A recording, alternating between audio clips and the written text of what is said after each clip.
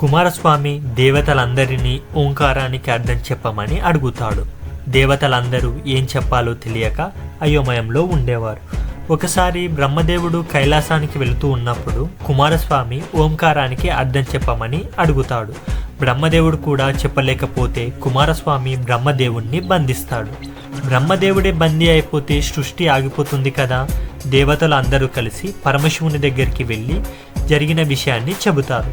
అప్పుడు అందరూ కలిసి కుమారస్వామి దగ్గరికి వెళ్ళి బ్రహ్మదేవుణ్ణి వదిలిపెట్టమని అడుగుతారు.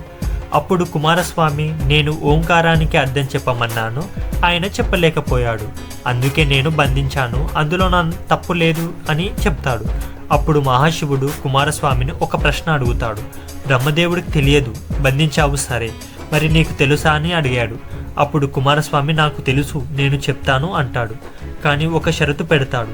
నేను ప్రణవమంత్రమైన ఓంకారానికి అర్థం చెప్తున్నాను కాబట్టి మీరు భక్తి శ్రద్ధలతో నాకు శిష్యునిగా ఉంటే వెంటనే నేను చెప్తాను అంటాడు. దానికి మహాశివుడు కూడా ఒప్పుకుంటాడు. తండ్రి శిశువయ్యాడు, కుమారుడు గురువయ్యాడు. అంతటి జ్ఞానమైన దేవాలయమే ఈ ఆలయం.